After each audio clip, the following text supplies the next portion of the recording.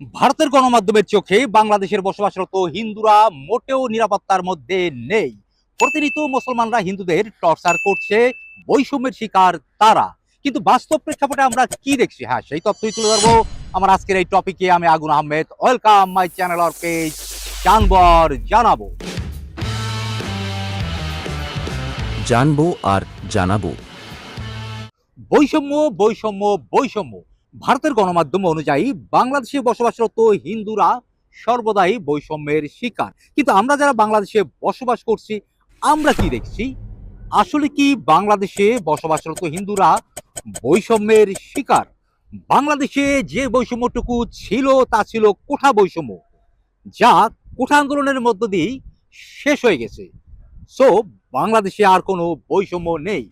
বাংলাদেশের মানুষ কখনো খুঁজে না কে হিন্দু, কে বৌদ্ধ, কে খ্রিস্টান, কে পাহাড়ি, কে আদিবাসী, কে চৌধুরী। এই ধরনের বৈষম্য দেখা যায় স্বয়ং ভারতী। নিজেদের মধ্যে বৈষম্য, জাতের বৈষম্য। কে নিচু জাত, কে উঁচু জাত, এই জাত দিয়ে তারা নিজেদের মধ্যে বৈষম্য সৃষ্টি করেছে। তাই অন্য দেশের মধ্যে গিয়েও তারা বৈষম্যের গন্ধটুকু খুঁজে বেড়ায়। আমার এই জীবনে বহু কর্পোরেট কোম্পানিতে জব করেছি, সেখানে কখনোই খুঁজতে দেখিনি কাউকে কে হিন্দু কে মুসলমান।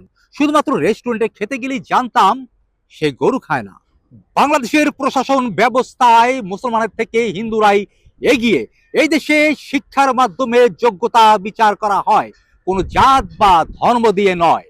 ফলে সচিব বলেন আর পুলিশের ডিআইজি বলেন, এসপি বলেন, সব দিক থেকে হিন্দুরা এগিয়ে। বরং মোল্লা, যাদেরকে আমরা হুজুর বলি, তারাই আছে সব দিক থেকে পিছিয়ে। সরকারি বেসরকারি কোনো প্রতিষ্ঠানই তাদের তেমন কোনো জায়গা হয় না।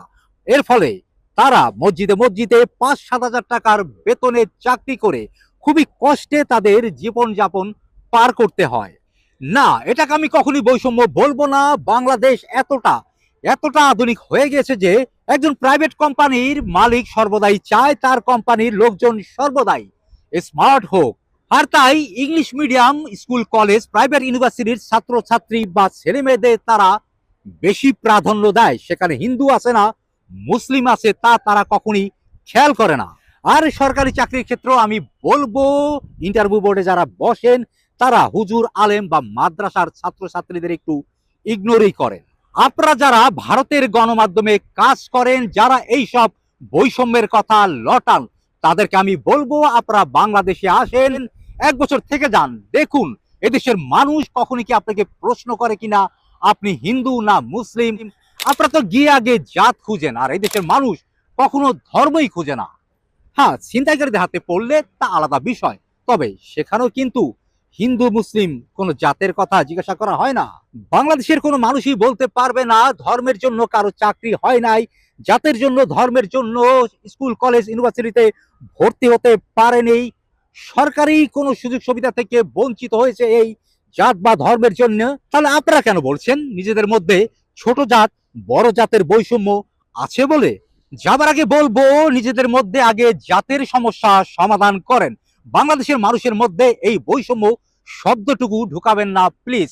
আজ তাহলে যাচ্ছি, এই যাওয়া কিন্তু শেষ না, আবার দেখা হবে নতুন কোনো টপিক নিয়ে। আমার এই ভিডিও যদি মনে হয় দেশ এবং সমাজের কোনো উপকারে আসবে, তাহলে আমার এই ভিডিওগুলো লাইক, শেয়ার এবং কমেন্টস করবেন। আমি আগুন আহমেদ বিদায় নিচ্ছি। খোদা হাফেজ। জানবো আর জানাবো।